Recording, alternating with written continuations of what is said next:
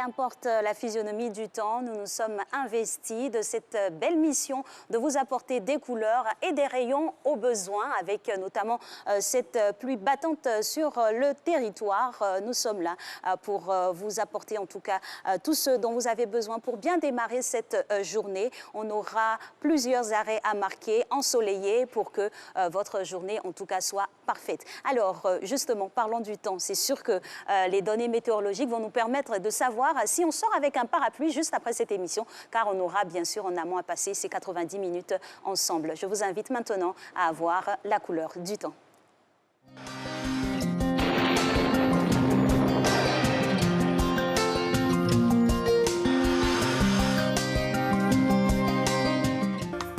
Bonjour mesdames et messieurs. Pour cette matinée, des passages nuageux intéresseront les zones du sud forestier, du littoral et l'ouest, avec des risques de pluie notamment à l'ouest et au sud-ouest. Les autres régions observeront un temps partiellement nuageux et seront progressivement ensoleillées. Les valeurs au cours de la matinée afficheront 26 degrés à Abidjan, 25 à Adiaké, 20 à Bandoukou, 22 degrés à Boaké, 23 à Daloa et Dimbokro, 24 à Gagnoa, 22 degrés à Korogo, 21 à Man, 22 à Odiné, 25 degrés pour San Pedro, 26 à Sassandra, 24 degrés à Tabou et enfin 22 degrés à Yamoussoukro. L'insolation combinée à l'humidité entraînera le développement de cellules orageuses avec des averses dans le sud forestier et sur le littoral avec de la pluie. L'ouest, le centre et l'est observeront également des orages accompagnés de pluie, mais ces pluies seront plus intenses à l'ouest. Quelques denses nuages seront visibles au nord, notamment au nord-ouest, mais sans grand risque de pluie. Au cours de cet après-midi, les températures afficheront 32 degrés à Abidjan et à Adiaké, 37 à Bandoukou et Boaké, 36 à Daloa, 37 à Dimbokro, 34 à Gagnoa, 37 à Korogo, 35 degrés à Man, 36 à Odiné, 33 pour San Pedro, 32 à Sassandra, 31 degrés à Tabou et enfin 35 à Yamoussoukro. Et voilà, c'est tout pour ce bulletin météo. Merci pour votre aimable attention. À toutes et à tous, agréable journée.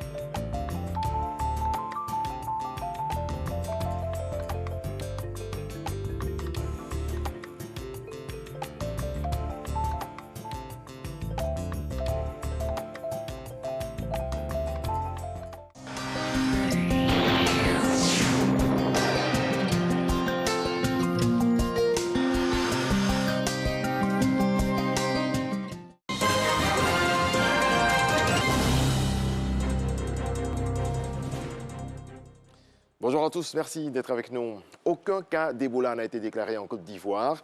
Le ministre de la Santé et de l'Hygiène publique rassure sur le plateau du 20h hier. Le docteur Eugène Akawele se prononçait sur les risques de propagation de l'épidémie de la maladie à virus Ebola de la Guinée en Côte d'Ivoire. Suivant.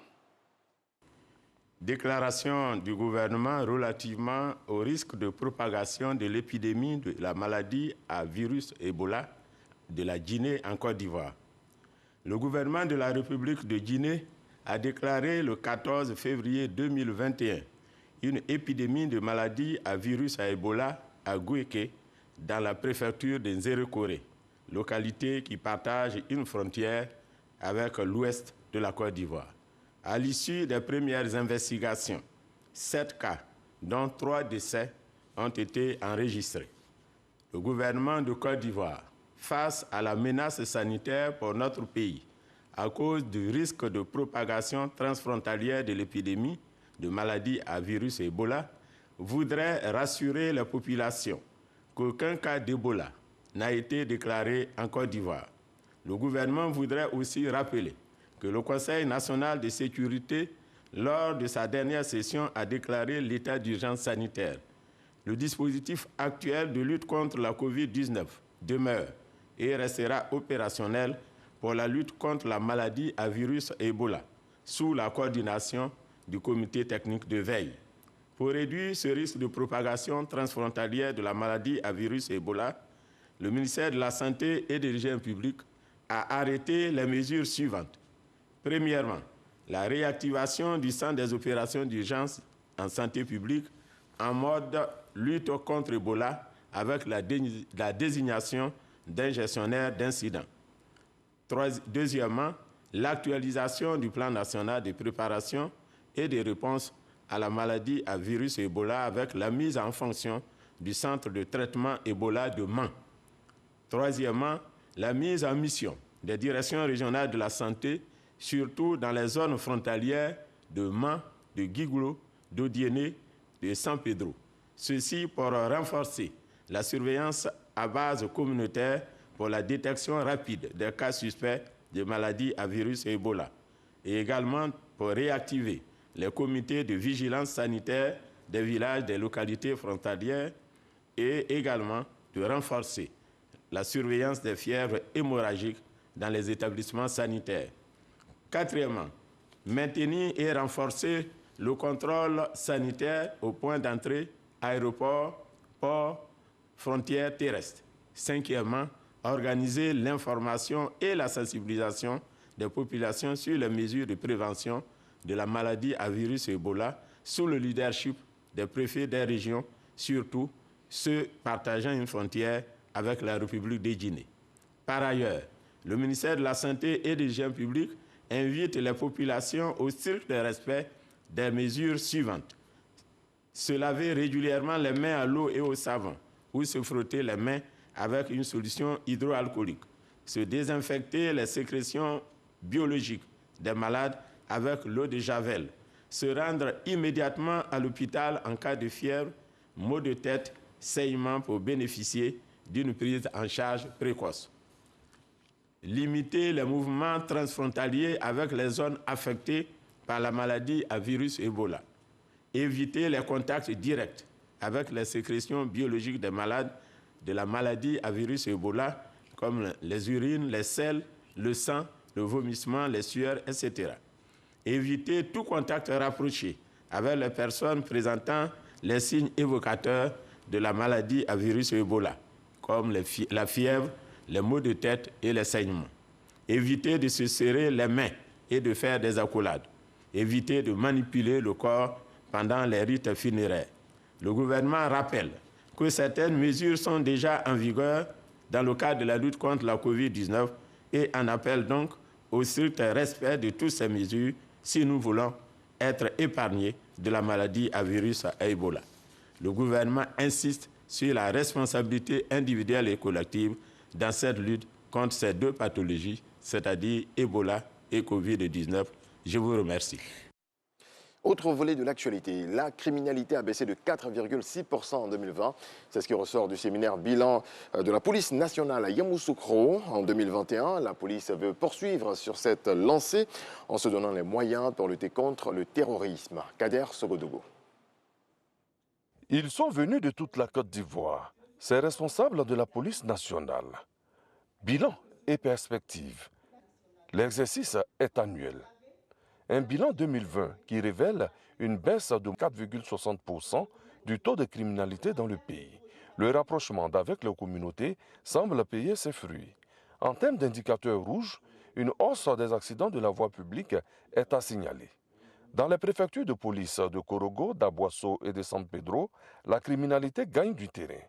Les responsables de la police nationale entendent agir pour mettre hors d'état de nuit tous les criminels tapis dans l'ombre. Abidjan rafle la palme d'or de la localité qui compte le plus de braquages de véhicules. Pour 2021, les défis sont énormes. Le terrorisme gagne du terrain. La Côte d'Ivoire n'échappe pas à la menace. Les troupes sont gonflées à bloc et prêtes à sécuriser le territoire et ses habitants. La lutte contre le terrorisme qui est en place, où nous avons 3 niveaux. Le niveau gris, le niveau jaune et le niveau rouge, piloté par toutes les forces vives de la nation, les forces de défense et de sécurité, le ministre de l'Intérieur et le président de la République même qui déclare la zone rouge au cas où nous sommes confrontés à une attaque de terrorisme. Il y a des primo-intervenants, il y a des unités spécialisées dans les forces de défense et de sécurité. Au niveau de la police, nous avons la force de recherche et d'assaut de la police nationale. Au niveau de la gendarmerie, nous avons l'unité d'intervention de la gendarmerie nationale et nous avons les forces spéciales au niveau de l'armée. Donc tout ce monde-là travaille en parfaite collaboration pour venir à bout, n'est-ce pas, de ce fléau. Le premier niveau, le niveau gris, où nous faisons notre travail quotidien. Le niveau jaune, où nous commençons à avoir des informations, nous nous déployons. Et le niveau rouge, déclenché par le président de la République, lorsque l'attaque, c'est-à-dire les renseignements, n'ont pas pu faire l'économie d'une attaque et l'attaque a lieu.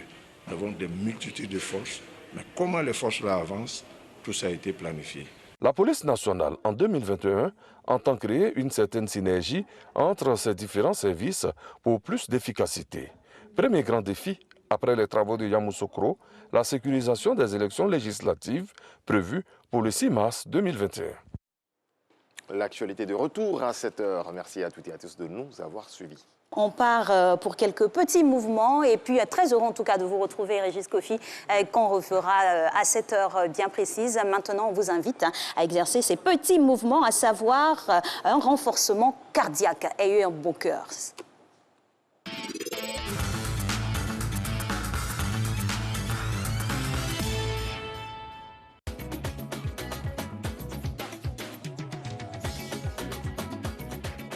Bonjour tout le monde, vous me voyez déjà en place. Nous avons déjà commencé. Nous sommes à notre séance de renforcement cardiaque. Prêt? C'est parti. On va séparer là les appuis. Et la descente, lever le bras dans le même sens que moi. Descendez. 1. Tirez sur le tronc, les jambes et les bras. On revient. Poussez, changez le sens. 1.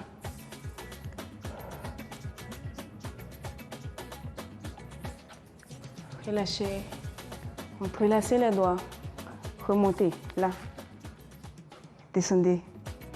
Vers l'arrière. Serrez les fessiers, contractez abdominaux.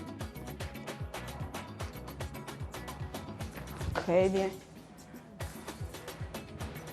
Relâchez. 1.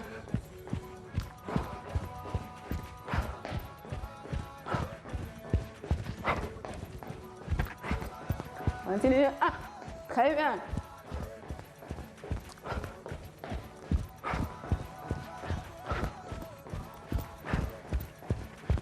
Avec le sourire toujours. On continue. 1.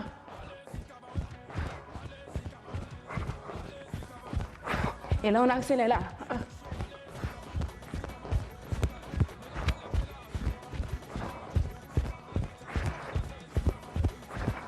Rapidement.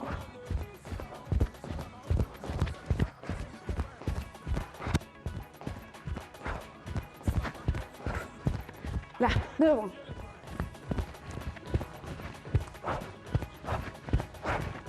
Relâchez.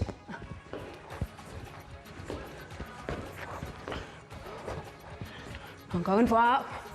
On descend.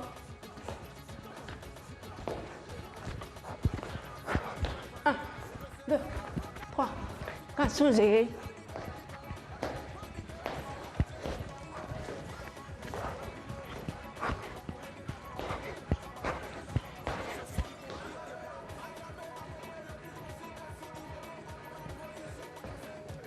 On y va. 1.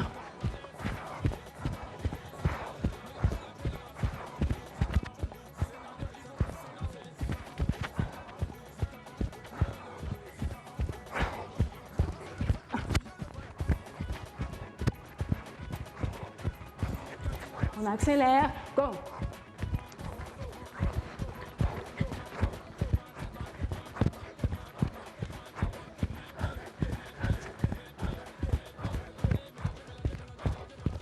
Lâchez. 1.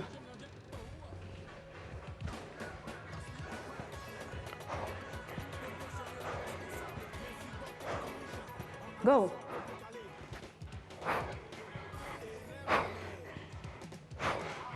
Et lâchez. 1. Récupération. Continuez. 1.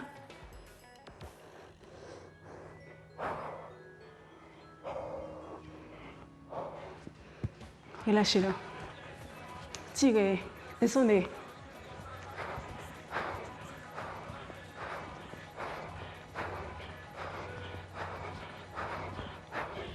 Relâchez, go.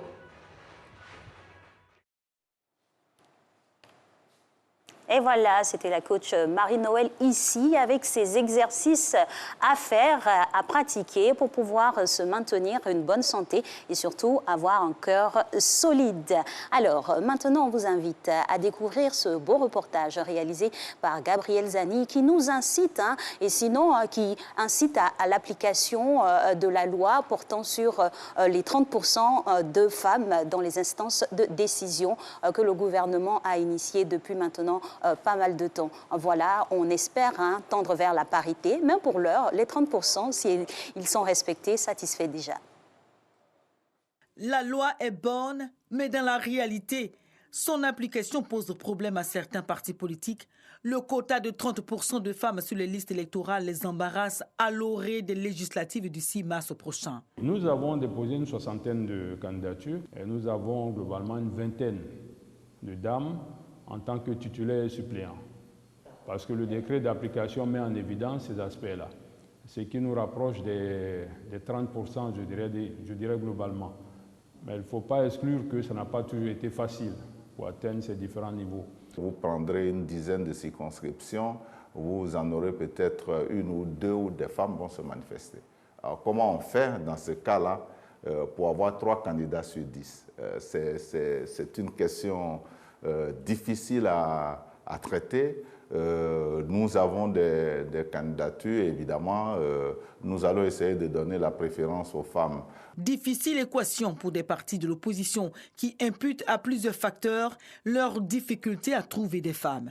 Avoir 30%, ce n'est pas ça le problème, mais on ne choisit pas le candidat, c'est le candidat lui-même qui vient à nous parce qu'il a décidé dans sa région de vouloir travailler pour ses parents et tout. Donc pour nous, c'est ça le gros problème. Il faut pouvoir inciter les femmes à venir.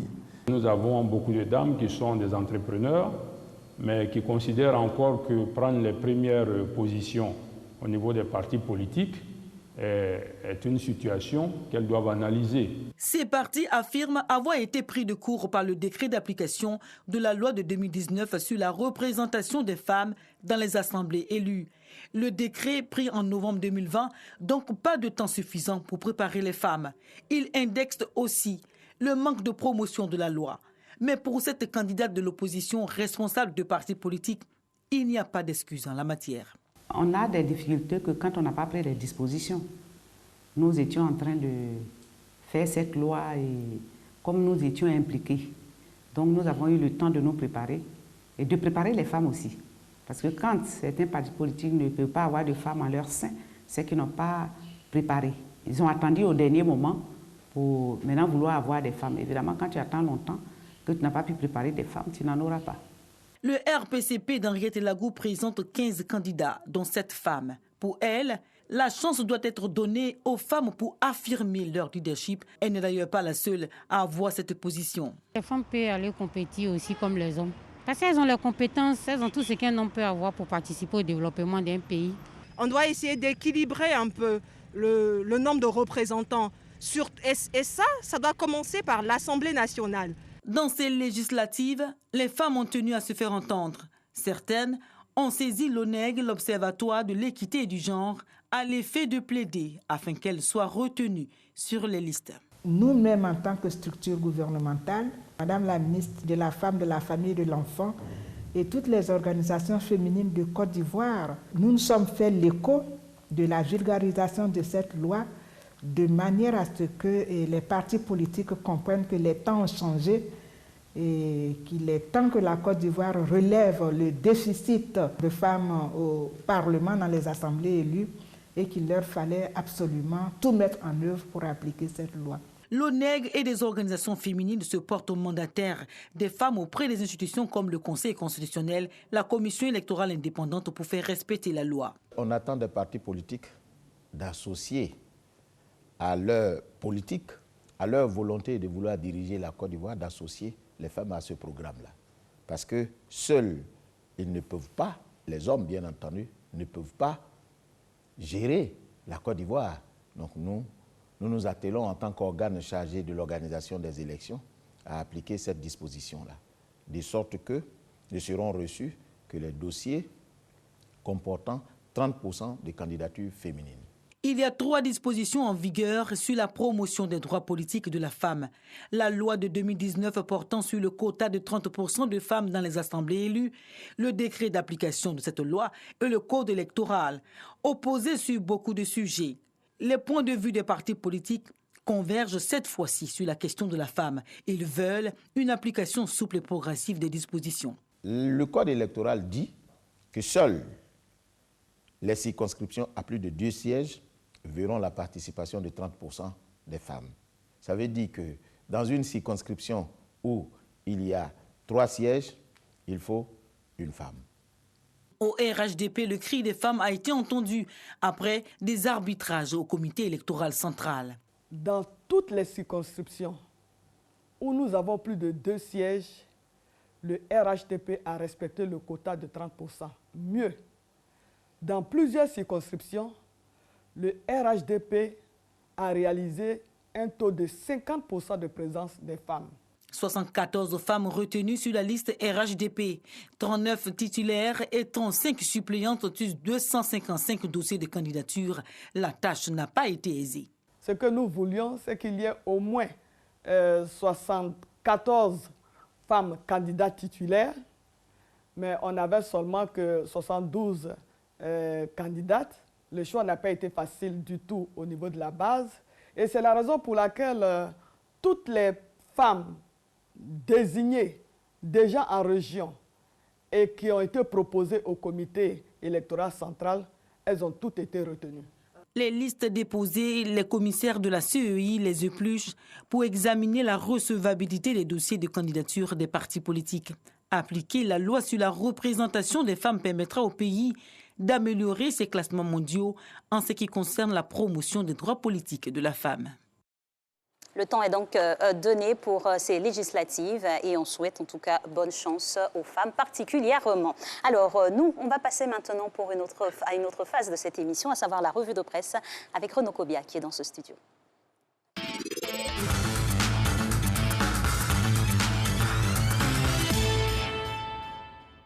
Et c'est toujours un plaisir de le recevoir, Renaud, pour la revue de presse. Bonjour. Bonjour, Joël. Bonjour, Alix. Bonjour, Renaud. Et on commence avec cette information. Le ministre de la Réconciliation nationale a eu une rencontre avec la presse hier. Oui, au cours de cette rencontre qui s'est tenue à son cabinet, Kakabe, entendu par la Kwadio Konan-Bertin, est revenu sur les grands axes de la mission à lui confiée par le chef de l'État en indiquant que dans le cadre de cette mission, il se rendra au Ghana pour rencontrer les Ivoiriens qui s'y trouvent encore depuis la crise post-électorale de 2010 afin de préparer leur retour au pays. Kakabe, à en croire le Patriote, a aussi indiqué qu'il ira en Belgique rencontrer l'ex-président Laurent Gbagbo.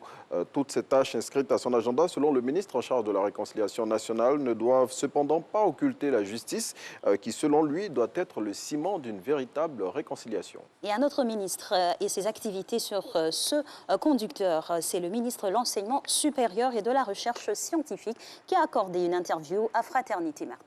Oui, au cours de cet entretien, le ministre Adama Diawara a fait le tour des sujets concernant son département ministériel, tout en mettant l'accent sur certains points qui, à un moment donné, ont animé les débats au sein de l'opinion nationale. Ce sont notamment les questions relatives aux frais d'inscription à l'université, l'orientation des nouveaux bacheliers ou encore les recherches pour le développement. Sur tous ces sujets, le premier responsable de l'enseignement supérieur dans notre pays a fait des clarifications à retrouver dans Fraternité Matin de ce jour. Et bonne nouvelle, l'Afrique prend la tête de l'Organisation mondiale du commerce. Oui, c'est une véritable révolution qui a été opérée à la tête de l'institution internationale avec la nomination de la Nigériane Ngozi Okonjo-Iweala, qui devient la première personnalité du continent à occuper le poste de présidente de l'OMC. Madame Ngozi a été élue hier par consensus. Elle prendra fonction à partir du 1er mars 2021 pour un mandat de 4 ans renouvelable, âgée de 66 ans. La nouvelle présidente de l'OMC est l'une des femmes les plus puissantes du Nigeria, 2 fois ministre des Finances du géant ouest-africain. Elle a travaillé pendant 25 ans à la Banque mondiale et elle succède au Brésilien Roberto Azevedo à la tête de l'institution internationale. Effectivement, une belle fierté du berceau de l'humanité. Alors, on parle maintenant de santé, résurgence de l'épidémie de Ebola en Guinée. La Côte d'Ivoire reste sur le qui-vive. Tout à fait. Les autorités ivoiriennes sont en état d'alerte maximale face à la menace sanitaire que représente la fièvre hémorragique Ebola. Et l'épidémie qui a déjà fait 3 morts dans la Guinée voisine inquiète au plus haut point. Le gouvernement ivoirien qui a pris d'importantes mesures afin d'y faire face. Et retrouvez donc dans le matin de ce jour les précisions du docteur Aka Awele, ministre de la Santé et de l'Hygiène publique. Et prenons une autre direction avec l'Expression qui nous propose dans son numéro de ce jour un reportage. Eh bien, lequel reportage nous conduit dans un sous-quartier de la commune d'Abobo. Et ce sous-quartier, c'est celui d'Avocatier derrière Dépôt Neuf. Les habitants de cette zone de la commune la plus peuplée d'Abidjan vivent au bord d'un précipice qui menace au quotidien leur vie. On voit ici à l'image des maisons qui sont au bord du gouffre, qui emportent au fur et à mesure qu'il s'agrandit les maisons qui sont sur son chemin. Les populations de ce quartier, selon l'Expression, vivent dans la hantise de voir leur domicile aspiré par ce trou béant qui ne cesse de grossir, surtout en cette période où de fortes pluies ont commencé à s'abattre sur le district d'Abidjan. Tout à fait, le temps était donné, hein, vous avez remarqué avec cette journée. On termine cette revue de presse avec les décisions du comité de normalisation de la FIF qui provoquent des grincements de dents, nous dit-on. Oui, tout à fait. Des clubs grognent après les dernières décisions du comité de normalisation de la Fédération ivoirienne de football. Ces clubs qui sont directement impactés par les décisions de l'équipe dirigée par la sénatrice Mariam Dao Gabala crient à l'injustice. Ce sont notamment Issiawazi, Williamsville Athletic Club, RFC Yamsokro ou encore Shadrach FC. Et tous ces clubs ont exprimé leur mécontentement hier au cours d'une conférence de presse à laquelle a pris part le quotidien L'Expression. Merci beaucoup. Merci, surtout un mécontentement quand on passe, on est relégué en... Oui, en division inférieure. Hein. Oui. Ouais, pour la plupart d'entre eux, il y a des clubs de Ligue 1, Ligue 3 et Ligue 2 qui vont prendre l'ascenseur pour aller vers le bas, quoi. C'est sur évaluation en même temps, c'est un comité qui a statué pour cette décision. Oui, assez courageuses et difficiles ont dû être arrêtées. Tout à fait, il faut organiser, je crois, le monde du football. Oui.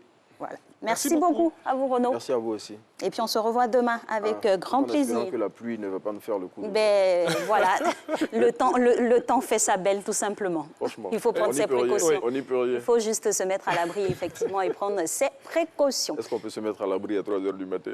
Bon, dites-nous, hein, bon, voilà, hein, vous n'allez pas aussi vous mettre en danger, ça c'est sûr. En même temps, on va demander bon à tous et à chacun d'être très prudents sur les routes. Hein. Oui, les chaussées sont très glissantes, on l'a vu ce matin, difficile même de sortir de la maison. Merci beaucoup à Renaud Kobia. On va poursuivre cette émission et on va passer à une autre étape. C'est bien sûr avant 7 h, vous aurez le petit-déj. C'est maintenant.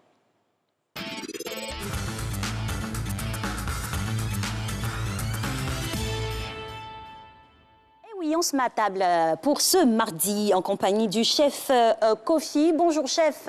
Bonjour. Bonjour. Bienvenue. Merci beaucoup. Réel plaisir de vous recevoir ce matin. Alors, on a une belle proposition. Qu'est-elle? Alors, nous avons un petit déjeuner aujourd'hui. On a décidé de présenter une omelette garnie. D'accord. C'est très simple à réaliser. Okay. Oui. Un petit peu de technicité et après, c'est pas aussi compliqué. Voilà, cette omelette est garnie de tomates concassées. Qui est cuite une petite 10 minutes avec un peu de sel, un peu de poivre, un peu d'ail. Elle est compotée, voilà. Il y a du jambon dedans qui est coupé en lamelles, très fin. Et il y a du fromage du comté râpé, pour le côté onctueux. Voilà, cette omelette est cuite très lentement, à feu doux. Il faudrait à peu près 3 à 4 minutes et demie pour cuire cette omelette. Ensuite, elle est roulée, tournée en portefeuille. Ce qui donne cet aspect un peu brillant, c'est de l'huile d'olive qui est nappée par-dessus. Okay. Et voilà. Et pour la présentation, on a fait une petite quenelle de tomates concassées et juste un petit peu de persil. Alors, on a 30 secondes pour qu'on puisse rentrer dans votre cuisine rapidement. Nous avons nos œufs. Comment ça se passe? On a du fromage, on a du jambon. Comment ça se passe rapidement? Alors, on bat les œufs, oui. Simple, hein, dans un petit bol, on bat les œufs. Alors, on sale la poêle qui est à feu doux. Okay. On sale la poêle, on met l'huile, on met un petit peu de poivre et on laisse chauffer un petit peu. Et quand l'œuf est battu, on verse dans la poêle et on laisse cuire à feu doux en remuant un tout petit peu. Oui, vous voulez pas que ça colle. Voilà. On remet un petit peu avec une spatule ou une maryse, ce qui est un peu caoutchouteux au-dessus. Tout doucement pour que ça ne colle pas d'un coup et qu'on ait le liquide qui reste au-dessus. Donc pour cuire un peu. Comme si on voulait faire une crêpe. Tout à fait. Une fois que l'œuf est un peu durci, on laisse tout doucement maintenant et on met tous les éléments au milieu et on ferme mon portefeuille. Très bien. En tout cas, c'est un procédé assez simple à reproduire. Et puis, les œufs, c'est toujours une bonne idée pour démarrer la journée, surtout en petit déjeuner. Tout à fait. Et cela s'accompagne avec quel genre de pain? Alors, on peut toaster le pain. D'accord. Pour ceux qui ont un toaster, ou mettre un petit peu au four. On peut le manger avec un pain normal ou simple, accompagné de salade. Il faut savoir que cette omelette peut être servie comme petit déjeuner, comme déjeuner et comme dîner. Ça dépend de ce qu'on met à l'intérieur. C'est un repas passe-partout. Oui. Tout à fait. Et donc, il est très consistant, donc on peut le manger simple, sans forcément du pain. Tout à fait. Pour commencer une journée, c'est très bon. Maintenant, pour accompagner un plat plus consistant, on ne mettra pas beaucoup d'éléments à l'intérieur. D'accord. C'est très, très bon pour un brunch, par exemple. Très bien. Voilà. Mais en tout cas, merci à vous, chef Kofi, pour cette belle proposition. Merci. On espère que nos téléspectateurs qui sont encore peut-être douillés dans leur couette vont sortir et rapidement préparer cette belle omelette-là et puis la déguster avec beaucoup de plaisir. On se reverra vendredi pour terminer ensemble la semaine. Merci. Tout à fait. Merci beaucoup. Merci, excellente journée.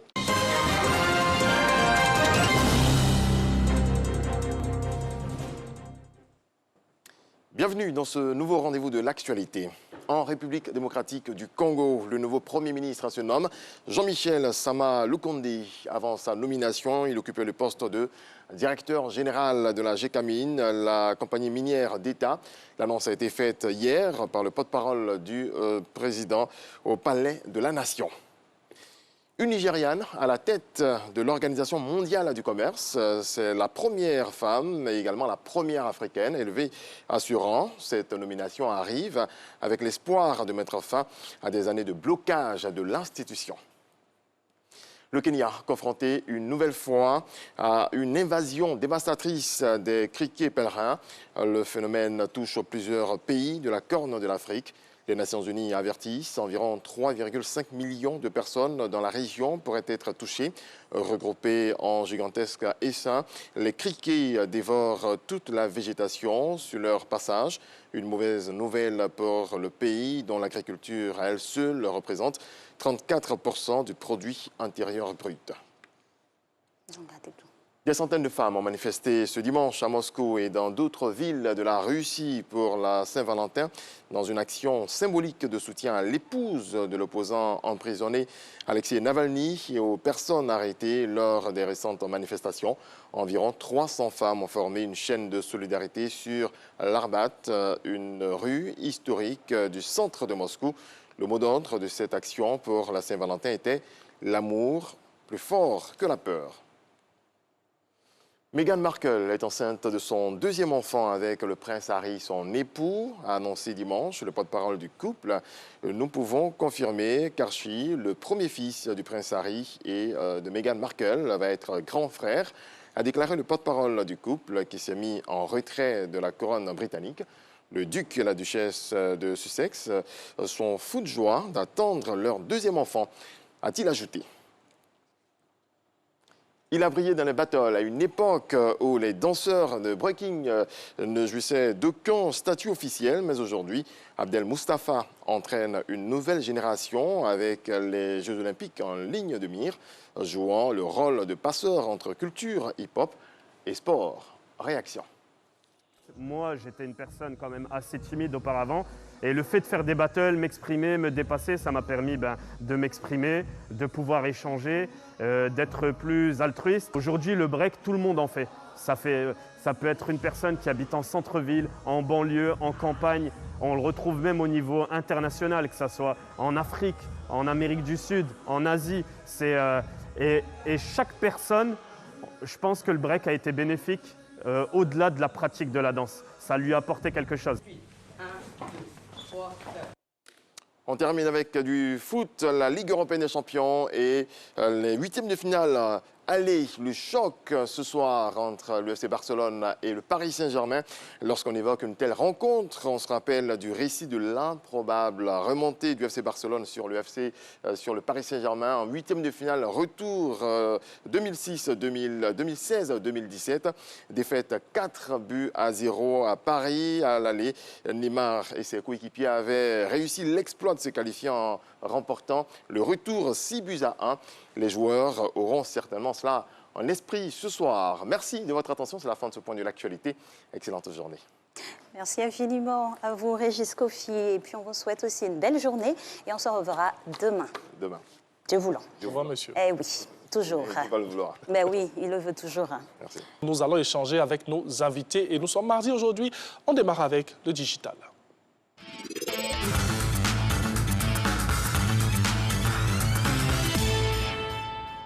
Digital avec la maison qui reçoit la maison. Nous restons donc en famille pour parler avec monsieur Célestin Dia, manager business développement digital au sein du groupe RTI. Bonjour Célestin. Bonjour Alice. Bienvenue. Merci. Bonjour bien. Mais alors, on est bien installé, on est chez nous. Hein.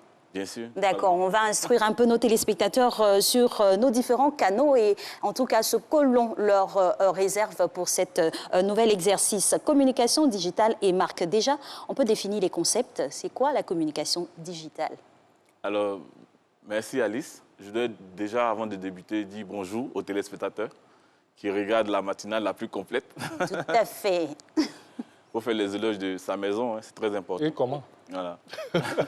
Alors donc, déjà, il faut indiquer que la communication digitale, c'est une nouvelle forme de communication qui est survenue avec l'avènement d'Internet, en fait.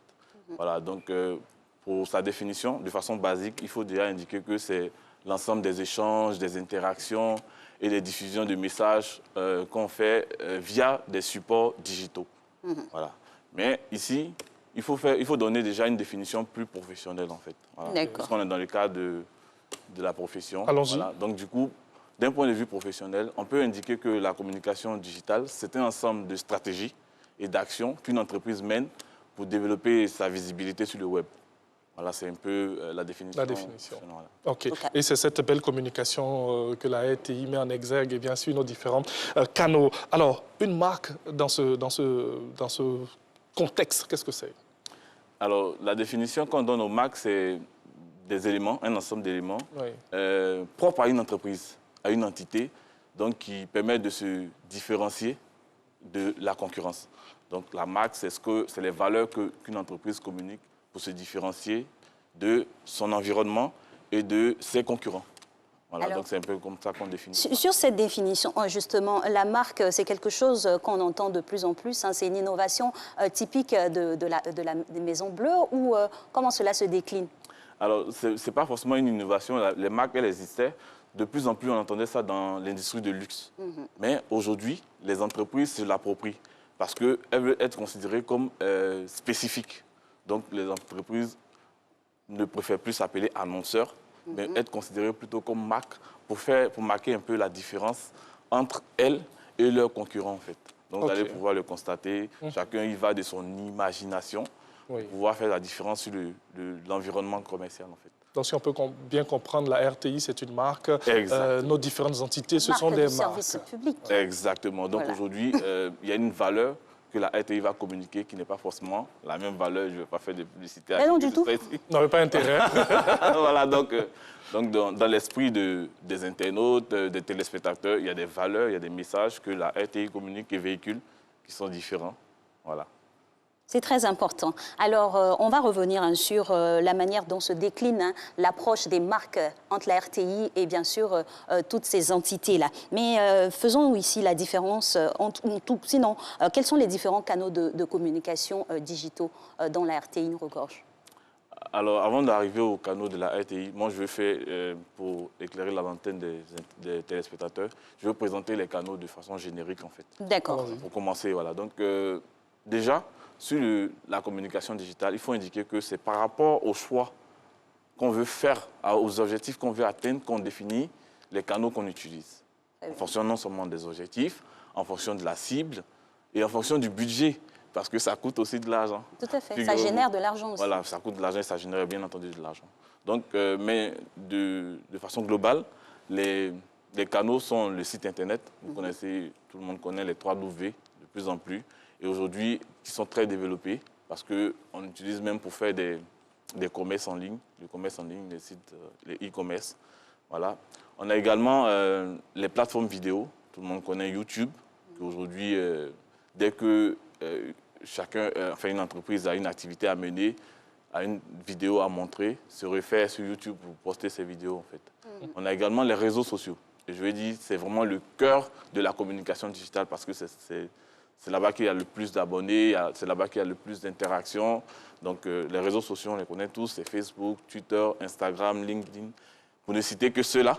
Voilà. Et donc, ce sont ces canaux-là. Après, il y a les emailing. Donc, ça permet aux entreprises d'envoyer des newsletters. Donc, quand une entreprise a besoin de communiquer sur un événement spécifique ou une présentation d'un produit, l'entreprise utilise des emailing et enfin des newsletters qu'ils envoient à une base d'abonnés qu'ils ont, en fait. Donc, en fonction de ton budget, on peut faire du cross-média. Qu'est-ce que ça veut dire pour les profanes? Les profanes, ça veut dire qu'on peut utiliser l'ensemble de ces supports que je viens d'évoquer, le site internet, les applications mobiles, les plateformes vidéo, les réseaux sociaux, l'emailing, à la fois. Oui. Donc, c'est ça qui est le cross, en fait. Donc, à la fois sur le site, à la fois sur l'application mobile, on peut faire sa communication. Ça, si on a vraiment les moyens pour le faire. Enfin, un déploiement sur déploiement, tous ces canaux. Exactement. Sinon, on peut se limiter à faire un choix. Si j'ai une communication, par exemple, qui intéresse un enfant, je peux me dire, alors, c'est bien de faire sur YouTube parce que de plus en plus, nos enfants, vous avez fait le constat, à la maison, nos téléphones, et c'est sur YouTube qu'ils se retrouvent le plus souvent pour écouter les contenus. Oui. Donc, si de façon ciblée, ma communication intéresse les enfants, moi, je choisis ça, en fait. Donc, le choix du canal dépend, comme j'ai dit d'entrée de jeu, de la cible, des objectifs à atteindre et bien entendu du budget qu'on a. Des moyens. OK. Alors, quelle est la forme des messages émis dans une communication digitale? Alors, également, je pense que c'est un peu comme tout à l'heure, ce que j'ai dit là par rapport aux canaux. C'est éventuellement, ça concerne éventuellement l'objectif qu'on veut atteindre. Parce que le message qu'on communique pour une cible jeune ou une cible adulte n'est pas pareil. Mais les différents formats sont les textes. La plupart sur le site internet, vous voyez qu'on écrit beaucoup de textes et tout. La constitution même du message? Voilà, ce sont des textes. Voilà. Il y a également des illustrations. On peut faire une affiche et puis indiquer voilà, le message qu'on veut faire passer. On peut faire juste de la photographie pour vous véhiculer un message. Et également, on peut faire des vidéos. Voilà. Mais les formats qui sont les mieux indiqués sur le digital sont des formats courts. Parce que après, vous savez aussi bien que moi que la consommation de vidéos, enfin, regarder une vidéo, ça génère automatiquement la consommation de données. Et ce n'est pas évident pour les internautes qui n'ont pas suffisamment de moyens, en fait. Donc, pour faire passer un message, ce qui est recommandé de faire, c'est de faire un message, une vidéo plus ou moins courte, qui dure maximum 3 minutes, voilà, entre 3 et 5 minutes. Entre 3 et 5 minutes, le message est perçu tout de suite à travers voilà, la communication qui est établie. Alors, justement, la communication digitale, quel intérêt finalement pour les marques? Je dis, c'est évident. Oui, c'est la bénédiction même. Comment les marques véritablement réussissent à retrouver quelque chose? D'accord. Je vais commencer par vous présenter quelque chose qui se fait en ce moment. Aujourd'hui, de plus en plus, des marques, des annonceurs, des entreprises qui se considéraient comme institutionnelles descendent pour faire des publicités qui surfent sur des buzz. On a Zakwa, vous avez dû le constater, Place Saint-Valentin. Le convoi est revenu depuis même dimanche la soir. gendarmerie, la page Facebook de la gendarmerie qui a posté ces éléments à l'entrée de Zakwa pour montrer l'intérêt qu'il y a de plus en plus à se rapprocher de sa cible. Et on avait le balai. Voilà. Et toutes les entreprises aujourd'hui communiquent autour de ça. Ce qui n'était pas fait avant parce que c'était une communication plus ou moins institutionnelle. Donc l'intérêt qu'il y a aujourd'hui dans la communication digitale, c'est vraiment améliorer l'expérience utilisateur. Ça, c'est vraiment primordial. Parce que ça permet à l'entreprise, à la marque qui communique sur le digital de recueillir en temps réel Et c'est la particularité du digital parce que dès que vous faites un post, automatiquement, vous savez combien de personnes ont interagi sur ce post. Oui. Vous savez automatiquement combien de personnes ce post a touché. Donc, à partir de là, l'entreprise ou la marque qui fait son annonce et qui fait sa campagne recueille ce qu'on appelle chez nous les verbatims. Les verbatims, ce sont les retours d'expérience. Voilà, donc l'annonceur en temps réel, il sait que cette campagne-là a un impact ou pas. Ou le produit... Il y a une étude en même temps qui est déjà établie. Totalement sur le digital, c'est vraiment factuel, comme on dit. Donc, à partir de ça, il sait que le produit n'a pas rencontré l'adhésion de sa cible et il sait pourquoi ça n'a pas rencontré l'adhésion de sa cible. Automatiquement, il peut prendre des mesures correctives pour pouvoir améliorer, comme on dit, l'expérience utilisateur, la qualité en fait. Bien sûr. Alors, ça c'est sur le plan général. Hein. Concernant la RTI, comment est-ce que notre maison s'approprie cette communication digitale? Alors, je veux dire, c'est l'une aujourd'hui de nos grandes fiertés qui a valu le fait qu'il y ait une direction RTI digitale. Donc, de plus en plus, comme j'ai indiqué, nous avons développé tous ces supports. Avant moi, mon directeur, M. Saïfoulaye, que je salue au passage, est passé qu'on a reçu la semaine dernière. Qu'on a reçu la semaine dernière, est venu présenter un nouveau site. Donc déjà, nous avons amélioré l'expérience utilisateur sur notre site Internet. Nous avons des applications mobiles et de façon récurrente, nous envoyons des newsletters pour informer des nouveaux programmes qui existent en fait. En plus, pour chacune des émissions, avant chacune des émissions, nous faisons un post qu'on appelle les posts d'annonce d'émission pour permettre aux internautes de savoir déjà le thème qui sera débattu. Nous faisons beaucoup plus de live autour des émissions pour leur permettre, là où ils se trouvent, même s'ils n'ont pas la télévision, de pouvoir, voilà, avec Internet et Facebook, de pouvoir regarder les émissions qu'ils préfèrent, de voir Alex et Thierry qu'ils aiment tant. Voilà. Nous aussi.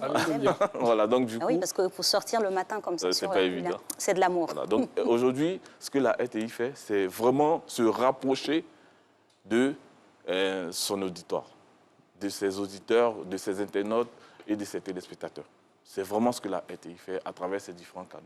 Donc de plus en plus, vous allez faire le constat, la RTI déploie beaucoup de moyens pour pouvoir permettre à ces programmes d'être accessibles par tous, peu importe le lieu et peu importe le temps. Alors, au travers de l'expérience améliorée, bonifiée avec les téléspectateurs, donc consommateurs de nos programmes, qu'en est-il avec la relation avec les marques même, véritablement? Parce que bon, il faut des marques aussi. Bien sûr. La pub, aujourd'hui, je dis, ça se comporte bien. De plus en plus, ce qu'on fait au marketing, c'est des offres packagées. Voilà, c'est-à-dire aujourd'hui, quand la marque vient chez nous, nous, on les considère comme des marques parce que celui qui vient chez nous, on le considère comme quelqu'un de spécifique. Voilà, un annonceur qui est spécifique, quand il arrive chez nous, on lui propose nos différents supports. Nous sommes un groupe, on a l'avantage d'être un groupe. Ah oui. Donc, on a la télé, on a la radio et on a le digital. Ouais. Donc, à part l'affichage, on peut dire qu'on fait une communication 360 pour l'annonceur, en fait. Donc, on lui donne la possibilité de se mettre à la télévision, d'être visible à la télévision, de faire passer audible à la radio et de déployer sa campagne sur le digital également. Donc aujourd'hui, l'annonceur qui vient chez nous n'a pas à rougir, n'a pas à se plaindre en fait, parce que c'est une visibilité plus ou moins 360 par là. Tout est là. Donc, alors, est-ce que ces marques-là, on reste sur le même sujet, est-ce que ces marques-là, elles sont satisfaites de ce qui se fait sur le digital? Est-ce qu'elles se l'approprient convenablement? Je vais rester toujours dans le cas digital. Allons-y. Voilà, aujourd'hui, la satisfaction, elle s'exprime en termes de chiffres. Oui. Donc si notre audience qui continue de s'accroître au fil des années... Il faut le dire, hein, il faut répéter, ça c'est très important parce que la vue de l'esprit n'est pas forcément la bonne donnée. Totalement, et bon, on dit le sel ne fait pas de plus. C'est ce qu'on va dire. Oui. Mais effectivement, notre audience, elle continue de s'accroître constamment. Chaque année, les audiences sont là, ceux qui veulent, on peut leur amener ça. Mais c'est le chiffre d'affaires, en fait, sur la présence des annonceurs. C'est ça qui définit, comment je dis ça, le positionnement. Le positionnement, en fait. C'est ce qui définit, en fait, l'impact qu'on a vis-à-vis de nos annonceurs. Si nos annonceurs nous font confiance et qu'ils reviennent, ça veut dire qu'ils sont satisfaits. Et le nombre de campagnes que nous menons chaque jour sur nos différents supports l'indique clairement. Voilà, donc si les annonceurs sont satisfaits, ils reviennent. Parce que, in fine, leur objectif, c'est de développer leur chiffre d'affaires, d'accroître leur visibilité. Donc s'ils nous font confiance jusqu'à ce jour, ça veut dire qu'ils sont bien traités chez nous, ils sont mieux traités et ils ont la visibilité chez nous. Et c'est tout ça la RTI.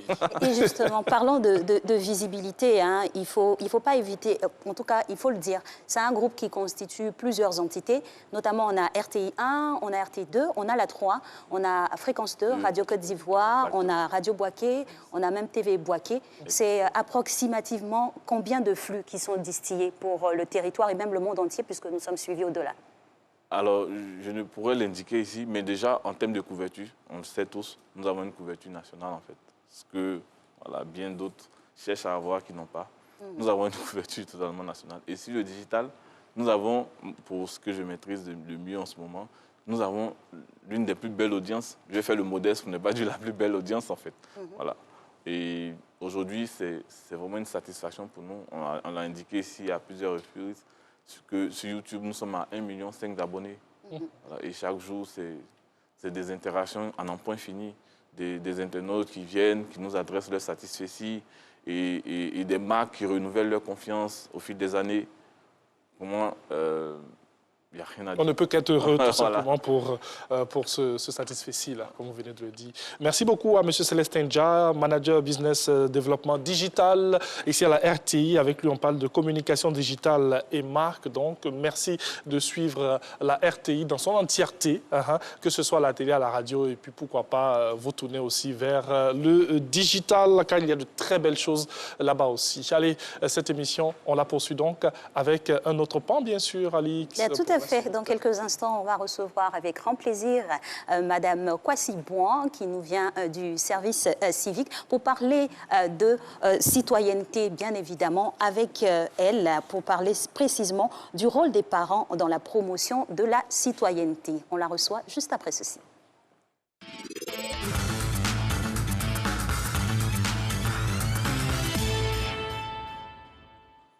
Le rôle des parents dans la promotion de la citoyenneté. Nous entrons dans vos maisons aujourd'hui. Nous allons vers vous pour parler de ce sujet, pour savoir ce que nous, en tant que parents, nous devons faire pour inculquer bien cela à nos enfants. Bonjour, madame. Bonjour, monsieur Anval. Bonjour, madame Kwasi Bouan. Comme on a tendance à le dire, le cocon familial, c'est la société en miniature. Donc c'est là-bas que s'y transmet les valeurs premières pour pouvoir avoir une nation très équilibrée et bien éduquée, et en tout cas citoyenne. Justement, on part à la maison et puis on a des parents. Quel rôle ces parents-là doivent jouer? En tout cas, ils doivent être investis de quel rôle pour pouvoir distiller cette citoyenneté-là à leurs enfants? D'accord, merci. D'abord, il faut dire que, comme vous l'avez dit tout à l'heure, la famille est le premier lieu d'éducation de l'enfant. C'est le premier lieu où l'enfant prend conscience progressivement de sa citoyenneté. Et donc, quel est le rôle en principe que devaient jouer les parents pour pouvoir inculquer en fait ces valeurs-là à l'enfant?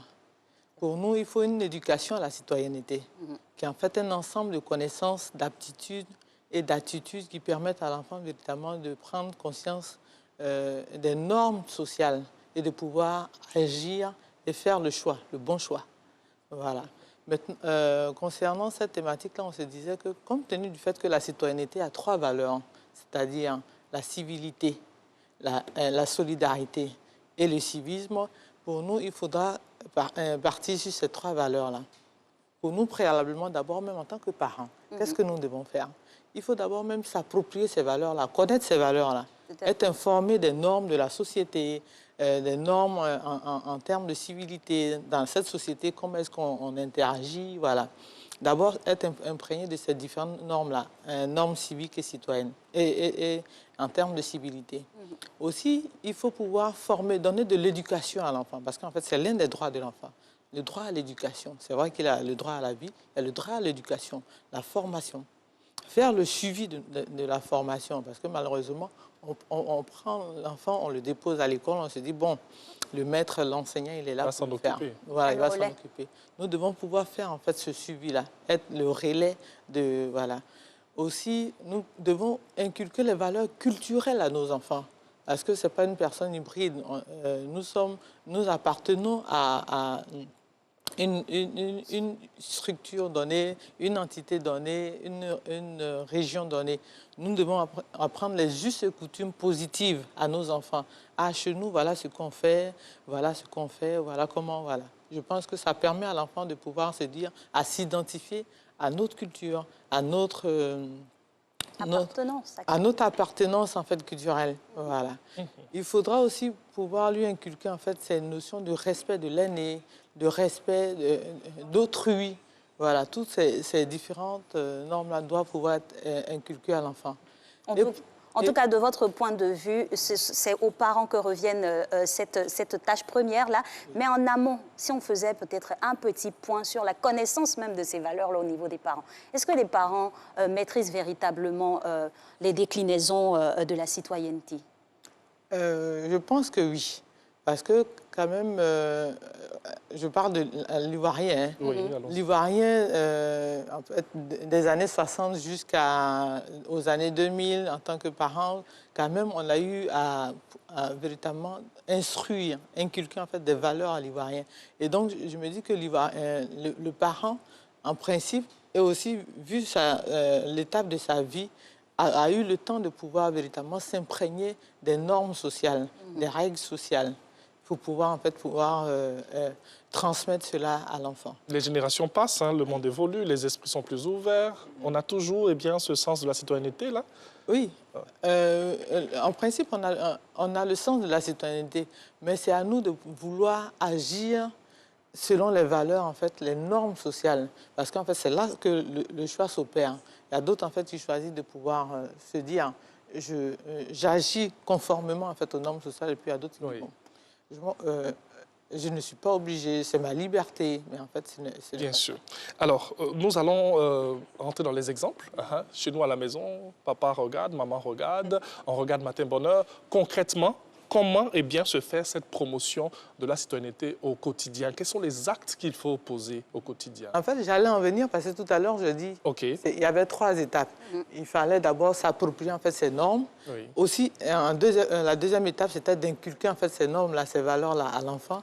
Mais la troisième étape, comme vous êtes en train de si bien le dire, c'est l'exemplarité. En fait, la notion d'exemplarité encore revient.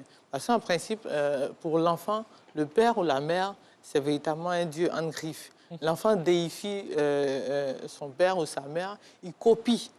Il copie ce que font les parents. Et donc, c'est à nous de pouvoir montrer le bon exemple. Simplement en termes de voisinage, quand je suis un parent et que quand je sors, je dis « Bonjour voisin, vous allez bien ?» En fait, on a vraiment des liens cordiaux entre voisins. L'enfant aussi va copier en fait, ce genre de relations.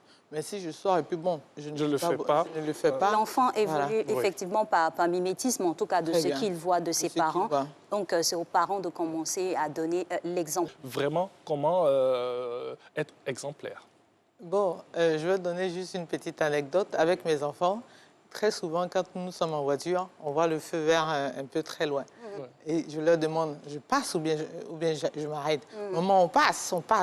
Et puis bon, malheureusement, souvent je passe rapidement. Et je me rends compte après que en fait, je ne montre pas le bon exemple en matière madame, quoi, Non, c'était juste en fait en termes de jeu. Donc, vous comprenez? Donc, il ne faut plus le refaire. Voilà. Non, en fait, j'en ai pris conscience. Donc, c'est dire que tous les actes que nous posons doivent pouvoir servir en fait, d'exemple à nos enfants. Pour que ces enfants-là soient dans le futur de bons citoyens qui puissent en fait, véritablement réagir et interagir en fonction des normes de la société. En tout cas, ils sont le reflet de nos actions finalement. Donc, il faut faire très attention à ce que nous disons et nous faisons en leur présence. C'est ça. Alors, à la maison, on a nos bouts de choux. Et à l'école aussi, il y a un autre pont de la citoyenneté qui est distillé. Comment faire le pont entre ce qu'on inculque à la maison et ce qui est délivré dans les manuels scolaires au travers de l'instruction académique? Bon, il faut dire que quand même, les deux éducations sont complémentaires. Et donc, lorsque nos enfants en fait, viennent de l'école, apprennent en fait, à l'école, comme je le disais tout à l'heure, il faut faire le suivi de la formation. Les entraîner. Voilà, qu'est-ce que vous avez fait? Ah oui, voilà. ah, on a fait ceci, on a fait cela. Par exemple, la toute dernière qui est à la maternelle, lorsqu'elle a appris en fait l'hymne national, elle est arrivée, elle dit, maman, voilà comment est-ce qu'on chante l'hymne national et puis on s'arrête. Voilà, j'ai dit, ah oui, c'est vrai. Donc tout le monde, on doit s'arrêter comme elle. C'est pour dire que l'école, la maison est en fait le prolongement, la suite logique en fait de l'éducation qui est acquise en fait à l'école. À tout parent de pouvoir véritablement être attentionné et surtout faire ce suivi-là pour que lorsqu'on apprend des qualités, des vertus à l'école à l'enfant, il pouvoir le dupliquer dans le quotidien de la maison. Le faire régulièrement pour que l'enfant puisse véritablement s'en imprégner et se dire « Ah, c'est véritablement une bonne éducation, en fait quelque chose de bon que je reçois de l'école ». Donc, en fait, on doit pouvoir faire ce suivi-là régulièrement. Oui. Alors, le suivi régulièrement, vous parlez de ces parents-là qui savent ce que c'est et qui inculquent bien ces valeurs aux enfants. Malheureusement, oui, dans nos villes, dans nos quartiers, dans notre société, nous avons cet abandon parental. On a des parents, malheureusement, eh bien, qui ne jouent pas leur rôle. Comment est-ce que peut-être vous, à votre niveau, ou comment est-ce que généralement, on pourrait faire comprendre à ces parents ou bien leur faire prendre conscience que c'est important, cet état de fait? Je tenais à rappeler que lors de... il y avait l'une de vos émissions relatives aux causes et conséquences de l'incivisme en Côte d'Ivoire. Oui. L'une des causes, c'était, qu'on appelle ça, l'absence des parents. L'implication. Comment? L'absence de l'implication des parents. Voilà, de l'implication des parents. C'est-à-dire en fait que les parents ont foutu le camp, ils laissent faire. Oui. On se dit qu'il faut que chaque parent puisse pouvoir se réapproprier en fait cette autorité-là. Qu'il a sur son enfant, pouvoir se dire que j'ai le devoir d'éduquer et pouvoir véritablement mettre en œuvre en fait ce devoir-là sur son enfant. On a un droit de regard sur les actes que posent nos enfants. On ne doit pas les laisser, qu'on appelle ça, à une éducation de la rue en griffe. Nous devons de pouvoir, qu'on appelle ça, guider en fait l'éducation. Tracer le chemin. Voilà, pouvoir tracer le chemin, saisir par la main et accompagner l'enfant dans le processus même de sa socialisation. Et donc c'est à chaque enfant de pouvoir garder en fait cette autorité-là, ce regard de parent-là vis-à-vis de son enfant pour pouvoir permettre à la société en général de pouvoir bénéficier en fait de ces citoyens-là qui sont véritablement de bons citoyens en société. Alors toujours sur la poursuite de la même réflexion, on a déjà entendu dire ici que voilà, quand l'enfant est dans le sein de sa mère, il appartient à sa mère, mais dès qu'il sort, il appartient finalement à tout le monde. Quel commentaire ou réflexion portez-vous sur ce qu'on avait l'habitude de voir quand un enfant est dehors, s'il se comporte mal, même le voisin peut le corriger, le remettre sur le droit chemin. De plus en plus, c'est délaissé ou on devrait revenir à ça?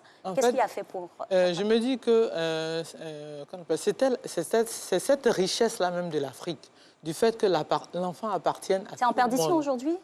Mais voilà, malheureusement, en fait, cela est en perdition parce que, bon, on se dit, ah, si je le touche, ou si je parle, ou bien si je dis quelque chose qui n'est pas conforme à ce qu'il fait, il va aller se plaindre à ses parents qui vont interagir. Parce que malheureusement, par exemple, lorsque, par exemple, un enfant a une fessée, ou bien la maîtresse a dit quelque chose, ou bien le voisin a dit quelque chose qui est en l'encontre de ce qu'il faisait, l'enfant va se plaindre et malheureusement, il y a des parents qui osent venir se plaindre aussi et qui ne rétractent pas l'enfant pour dire non, il a bien fait de t'interdire cela ou bien de te dire de ne pas faire cela.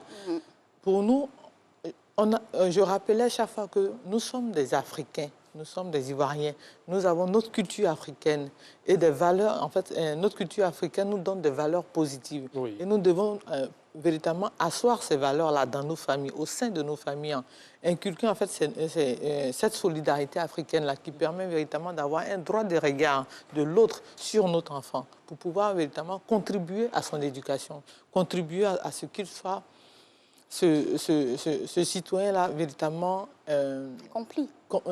accompli, exemplaire. Et donc chacun de nous doit pouvoir aider l'autre, c'est-à-dire l'enfant de l'autre à pouvoir... la solidarité dans l'éducation. Cette solidarité-là doit véritablement exister et demeurer dans l'éducation. Donc à tous les parents qui pensent que les autres n'ont pas le droit d'éduquer leurs enfants, je dis non. Les autres en Afrique, chez nous ici, les autres ont le droit de regard aussi sur notre enfant pour nous aider à pouvoir avoir cet enfant-là que nous voulons véritablement apprécier. Cette personne-là qui grandit en tant qu'adolescent, en tant que jeune, mais en tant que citoyen accompli. Tout en indiquant qu'il y a quand même des limites. Bien sûr qu'il y a des limites. Tout en indiquant qu'il y a quand même des limites, non, oui. bien sûr qu'il y a des limites. Jusqu'à l'étouffer. Non, Oui. non, bien sûr qu'il y a des limites. Ça, c'est en termes d'excès, mais je pense que chacun sait au moins la limite. En plus, je veux dire, une intervention verbale bien soignée, parce qu'il faut montrer aussi l'exemple, même dans le langage. Ça ne fait pas de mal, bien au contraire. Ça ne fait vraiment pas de mal. Je pense que quand quelqu'un veut corriger votre enfant, c'est évidemment en tant que parent d'abord qui réagit, parce que c'est en tant que parent qu'il se dit ce qu'il ne va pas permettre à son enfant de faire, il ne veut pas aussi permettre en fait à l'enfant d'autrui de le faire. Et donc je me dis qu'il y a quand même certaines normes, donc on ne permet pas quand même l'excès. Bien sûr, ce sont des indications, ce sont des attitudes, des comportements qu'il faut montrer à l'enfant, voilà, des petits gestes comme ça. C'est rien d'autre, hein, lorsqu'on parle de citoyenneté, c'est vrai que le mot pourrait paraître énorme, mais dans la pratique, ce sont des petits gestes. C'est la vie en société. Il faut saluer, il faut dire bonjour, il faut dire bonsoir, il faut être gentil, voilà. Sur le droit chemin, c'est important. Merci beaucoup à vous. Merci à vous. Et on espère que nos chemins se croiseront la semaine prochaine. Très bien. Pour parler toujours de citoyenneté pour notre belle nation. Alors, nous, on va aborder maintenant la dernière ligne droite de cette émission avec Maître Vanessa Balleroux, avec qui on prend toujours grand plaisir à discuter de sujets de droit. Aujourd'hui, on va s'orienter vers le monde de l'urbanisation, de l'immobilier en particulier, le bail à usage d'habitation. Que dit la loi sur la question? C'est tout de suite et maintenant.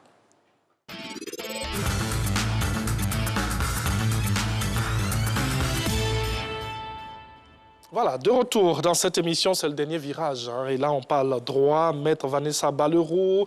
Le bail à usage d'habitation, eh bien, c'est une loi qui fait polémique. Hein. Il y a beaucoup de discours sur cette loi. Mais je pense que vous êtes là pour nous éclairer et pour savoir nos droits et devoirs. Bonjour, bienvenue. Merci beaucoup. Bonjour, Maître. Bonjour, madame. Top, c'est parti. Alors, la question, elle est directe, hein, mais elle comporte plusieurs implications, justement. Quelles sont les implications de cette loi, finalement?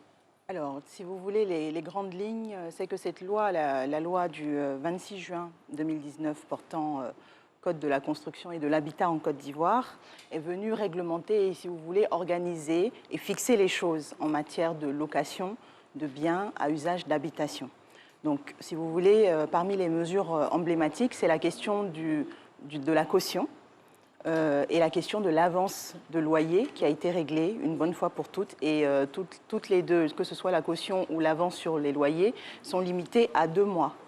Voilà. Donc, en matière de location en Côte d'Ivoire, les propriétaires, donc les bailleurs, sont tenus de limiter la caution à 2 mois et l'avance sur les loyers à 2 mois aussi. Donc ça fait un total de 4 mois et non pas 5 mois comme on a l'habitude de voir ça et là. Il y a une correction à faire à ce niveau. Tout à fait. Oui. Ou même 4 6 mois, généralement, 6 mois. Et tout. Donc cette loi devrait, et oui, je dis bien devrait, parce qu'on a encore voilà, cette loi devrait tout régler. Devrait plafonner aux 4 mois. Exactement.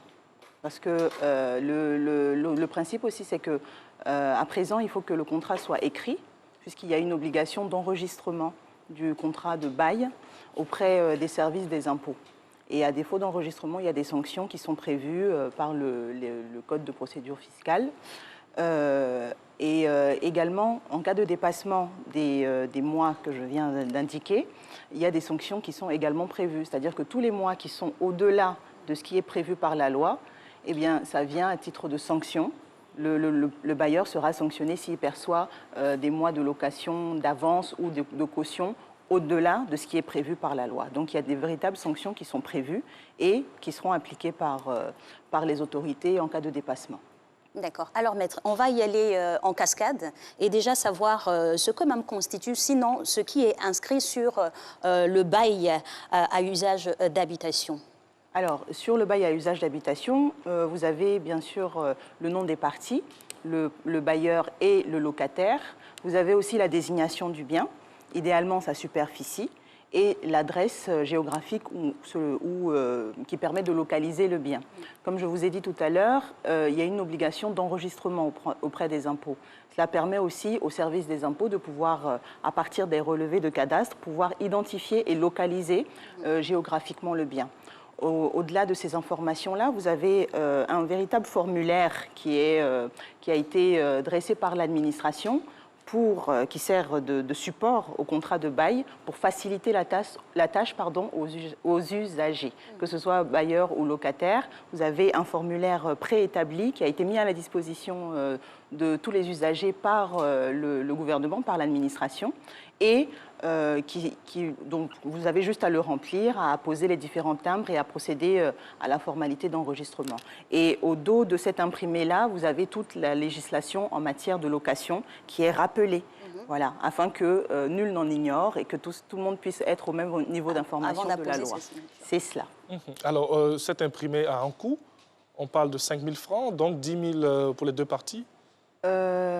Oui, alors, bon, en général, puisque c'est le bailleur qui met à disposition le bien, c'est lui qui fournit l'imprimé. Donc, bon, je pense que c'est à lui de supporter le coût, si vous voulez. Bon. Le bailleur, le propriétaire. Le propriétaire. Oui. Voilà. Donc, il va ajouter ce coût-là aux 4 mois réglementés.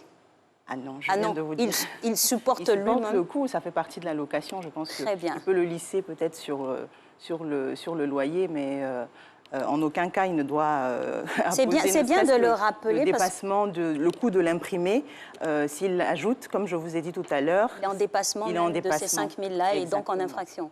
C'est cela. D'accord. Alors, c'est très important. Justement, on a l'habitude de voir ce sens-là. C'est plutôt les locataires qu'on voit aller récupérer ce contrat de bail, remplir et puis appeler le propriétaire à la signature. Est-ce que c'est la bonne méthodologie ?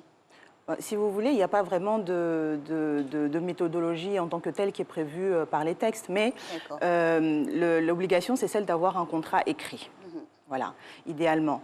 Comme je vous disais, ce serait plutôt au propriétaire de prévoir un imprimé qui mettrait à disposition de son locataire. C'est de la pure courtoisie, mais dans ce sens-là, c'est plus indiqué puisque c'est lui qui donne son bien en location.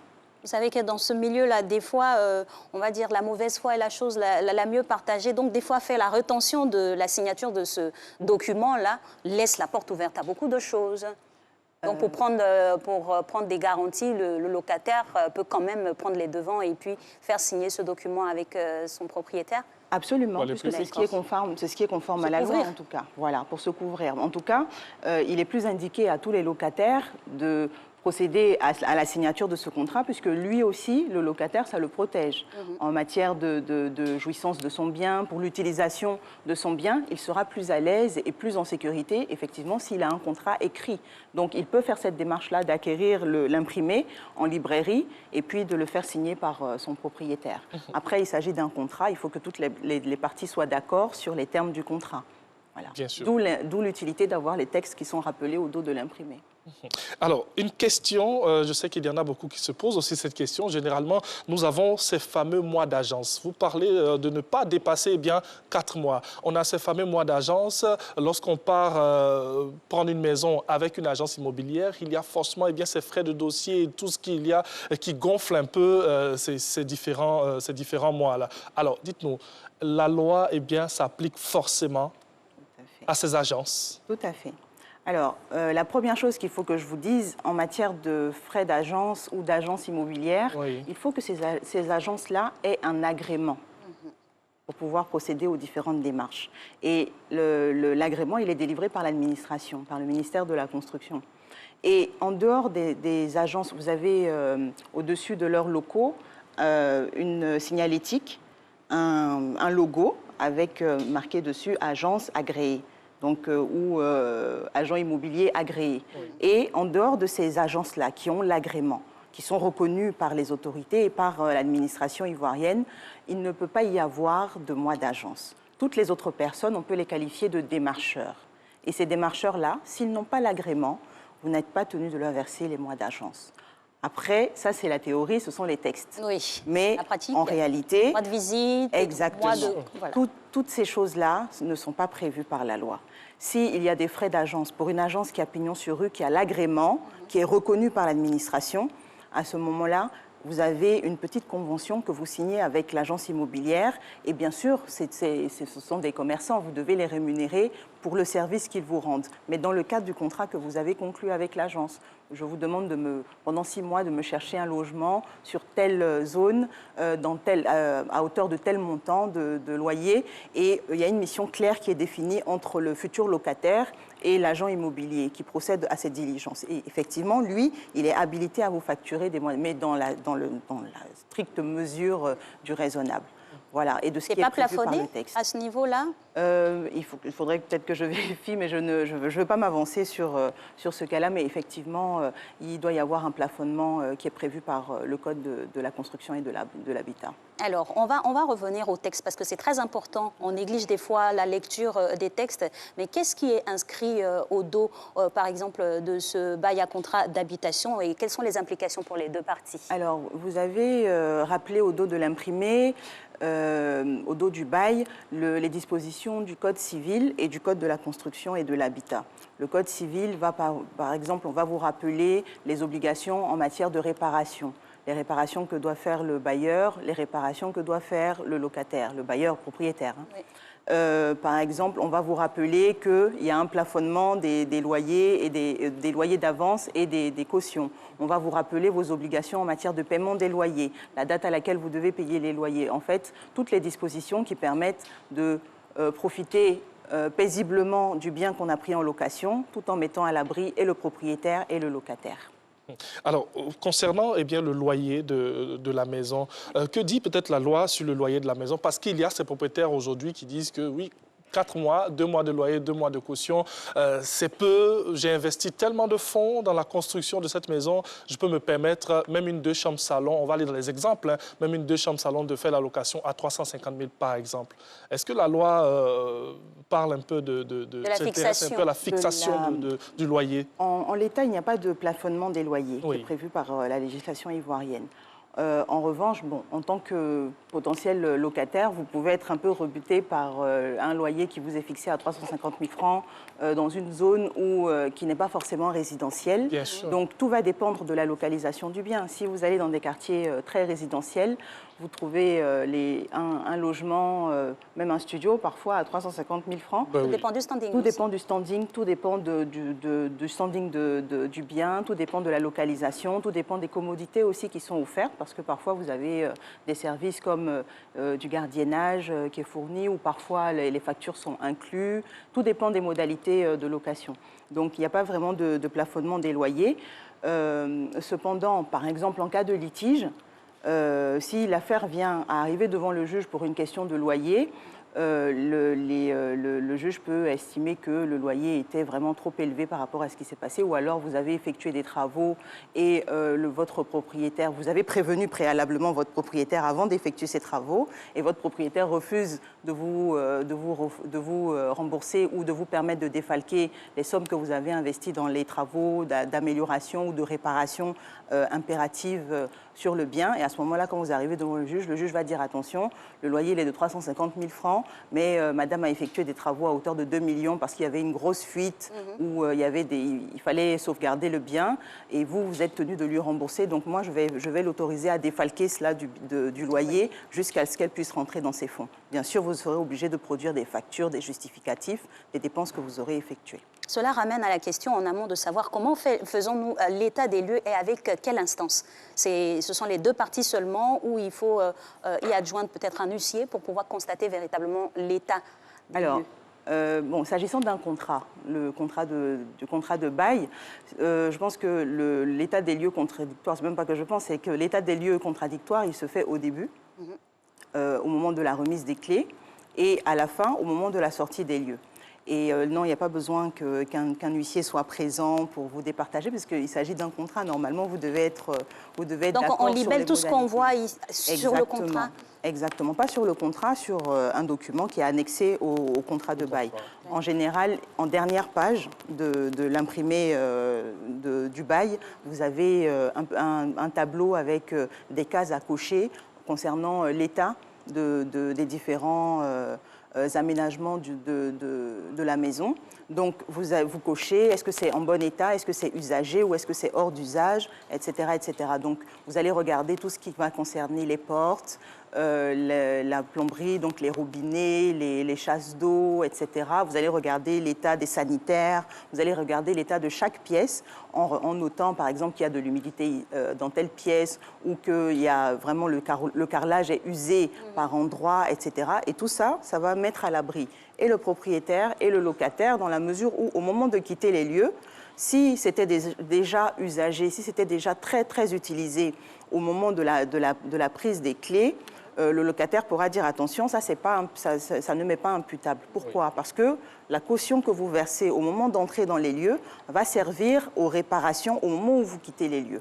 Si on vous donne un logement en bon état d'usage et qu'au moment de sortir, les robinets sont cassés, les portes de placard ne sont plus en place, aucune porte ne tient, la peinture est écaillée, rien ne va dans la maison, à ce moment-là, le propriétaire est fondé à retenir une partie de votre caution, mais c'est sur la base de l'état des lieux contradictoire de sortie.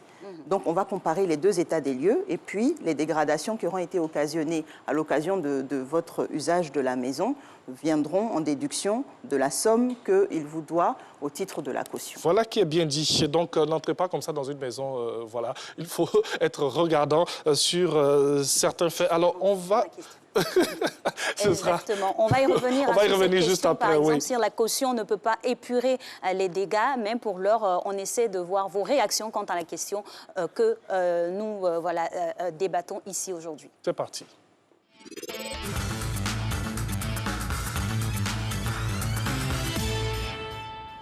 Ne nous arrange pas parce que normalement, pour rentrer dans une maison, on n'a pas besoin de 3 mois d'avance ou 3 mois de caution. Soit on peut payer 3 mois de caution et puis rentrer sur le mois fini, on paye. Lorsqu'il pleut, l'eau rentre dedans, on ne peut même pas vraiment dormir. Tous nos affaires même sont gâtées. Quand on va vers le propriétaire pour lui suggérer le sujet, il ne vient même pas pour dire non qu'il va arranger. En tout cas, chez moi là-bas, à un moment, il y avait un problème de courant. Parce que nous tous, on est sur le même compteur. Donc ça fait qu'il y a les gens, ils ont les congélateurs, il y a les gens, ils ont certains appareils qui sont vraiment fautes. Donc quand c'est comme ça, quand la facture du courant vient là, ça monte. Le loyer, j'ai payé 2 mois d'avance, 3 mois de caution, 1 mois d'agence.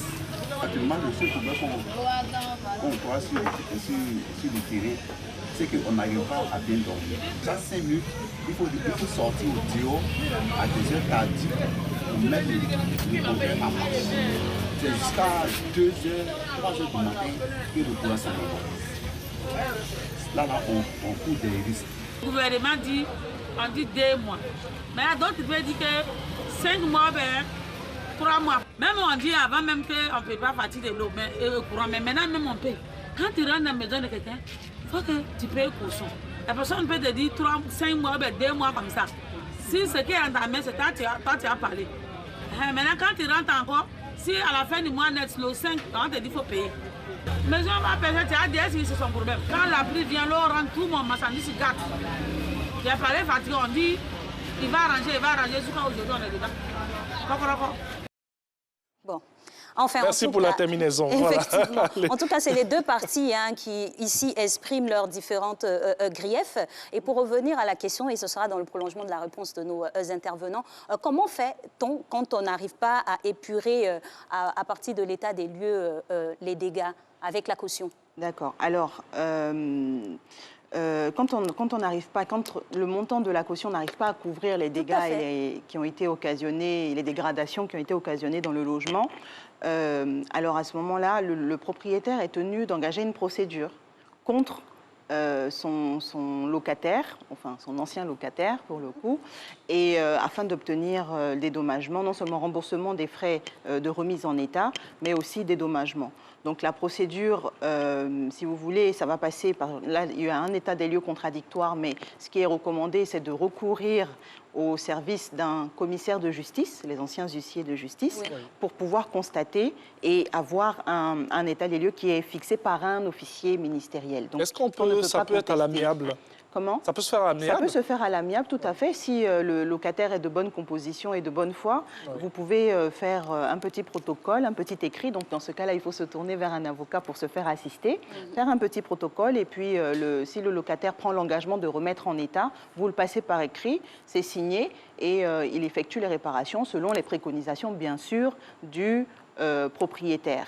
Le propriétaire qui va dire attention, moi je veux que ce soit comme ceci, mais sans toutefois en profiter non plus pour demander des choses qui sont des aménagements qui sont beaucoup plus chers ou beaucoup plus onéreux que ceux qui étaient à l'origine dans la maison. D'où vraiment l'importance de prévoir un état des lieux d'entrée et un état des lieux de sortie. On pourra en profiter bien pour parler de mauvaise foi, procéder à la réfection même de la maison totalement. Alors, Maître, pour vraiment terminer et pourquoi pas répondre aussi aux suppléments de questions que nos téléspectateurs pourraient se poser sur la loi, est-ce qu'on a ici une instance, un numéro, un lieu pour pouvoir recourir si on est dans un cas de non-respect de la loi édictée? En cas d'abus, il y a un numéro vert qui a été mis en place par le ministère de la Construction.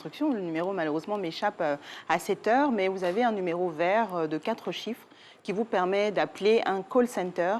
Et dans ce call center, vous avez des conseillers qui vont vous orienter. Au-delà de ça, vous avez aussi la possibilité, si vous constatez un abus, de vous tourner vers votre conseil habituel, donc vers un avocat. À ce moment-là, vous vous référez à la maison de l'avocat qui est située aux 2 plateaux, juste derrière l'ENA. Merci beaucoup à Maître Vanessa Ba-Leroux. Eh bien, avec elle, nous avons échangé sur le bail à usage d'habitation que dit la nouvelle loi. Eh bien, merci à vous et merci de nous avoir éclairé un tant soit peu sur certains aspects de cette loi qu'il faudrait prendre en compte désormais dans notre quotidien. Nous avons fini cette émission pour ce mardi. On va avec beaucoup de plaisir se retrouver demain encore pour un autre Matin Bonheur, Alix. Tout à fait. On se donne donc rendez-vous pour demain, 6h25. D'ici là, restez en compagnie des programmes du groupe RTI. Ciao, Bella.